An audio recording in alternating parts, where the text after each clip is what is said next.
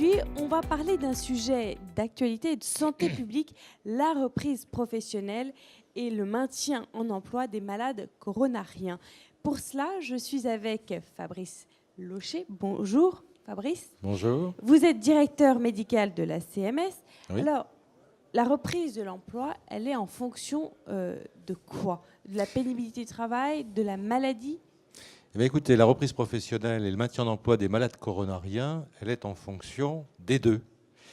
Elle est d'ailleurs, et c'est ce qui est un peu étonnant, elle est plus en fonction de facteurs psychosociaux, médico-psychosociaux, que des éléments stricts d'ordre cardiaque ou cardiovasculaire.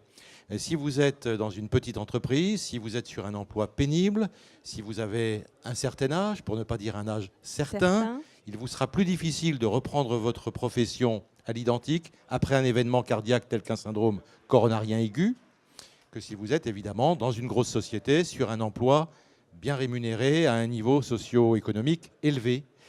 Alors évidemment, les facteurs médicaux purs jouent également un rôle, et notamment les facteurs cliniques. Le ressenti du patient. Si le patient, après traitement, se sent fatigué, s'il se sent essoufflé, il sera plus compliqué de le maintenir à l'emploi que si ce n'est pas le cas. Parce que j'imagine un ingénieur qui donc a une maladie cardiaque ou un maçon ou un routier, la pénibilité du travail n'est pas la même. Tout à donc, fait. pour reprendre le travail, ce n'est pas pareil. Tout à fait.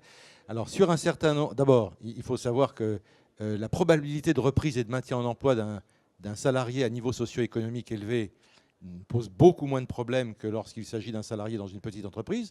Et puis deuxièmement, il y a un certain nombre de métiers pour lesquels il faut être extrêmement précis, prudent dans les avis que les médecins du travail en particulier sont amenés à émettre. Parce que qu'est-ce qui décide justement? C'est le médecin du travail ou c'est le cardiologue?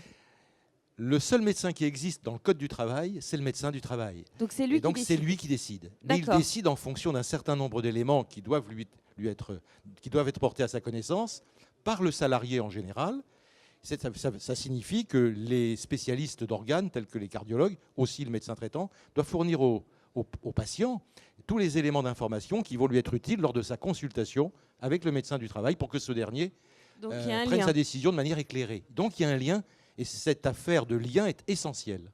Et si le patient est débouté, par exemple, le médecin du travail lui dit vous ne pouvez pas retravailler, mais que lui, le patient, se sent apte, est-ce qu'il peut faire appel? Comment ça se passe? Est-ce qu'il peut aller voir son cardiologue en disant le médecin du travail m'a dit que je ne peux pas travailler, mais j'en ai envie? Ça ne se passe pas exactement comme ça. La décision éclairée du médecin du travail peut tout à fait être contestée. Elle peut être contestée par le salarié. D'ailleurs, elle peut être également contestée par l'employeur dans un certain nombre de cas. Et la contestation se fait auprès des prud'hommes. À ce moment-là, un médecin expert est nommé par les prud'hommes. Et c'est en général le médecin inspecteur du travail qui prend la décision définitive. Et cette décision s'impose aux parties. D'accord.